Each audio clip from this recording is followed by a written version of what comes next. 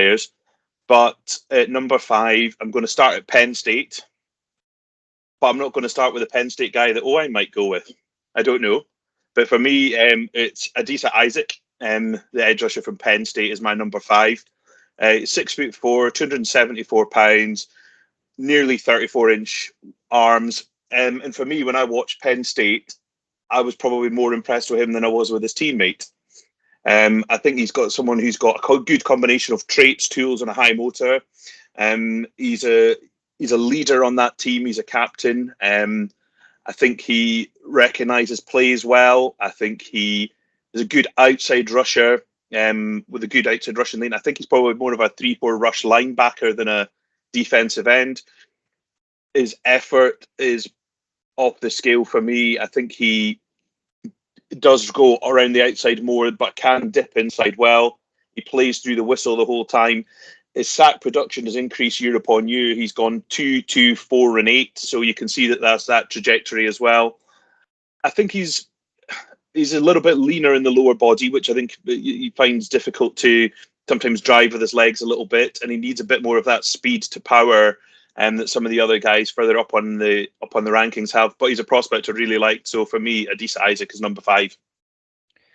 Yeah, so for me, Adisa Isaac is number 8, I believe. Let's just check it.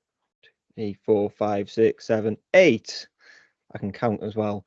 I like him, and there will be a theme that develops over the top 4 and the 4th and the 5th spot here, I think, where we're going to differ, because I kind of thought that coming in that we just have different tastes in players. So for me, Adisa Isaac, Adisa Isaac is a player I think's got an NFL ready frame. He fits it well, got decent mass, and he's got the physical profile to buy into. But for me, he's a pass rusher that wins almost exclusively with power. He's got relentless strength. He's got that profile. He's got the motor. He's got the pursuit. And he's also able to attack the inside shoulder and get around the outside, which is better than some of the other players in this class. But for me, he lacked a bit of variety in his pass rush and attack. But what he does extremely well, and he's extremely consistent with it. It's just that lack of maybe top end athleticism, the lack of bend and flexibility. And I felt like he was a little bit late to recognize sometimes where he was late to deploy moves and missed some opportunities. And they say his production has increased year on year, but there's an abundance of pressures that haven't been converted into sacks, which isn't necessarily a problem when you've got someone like Trop Robinson on the other side.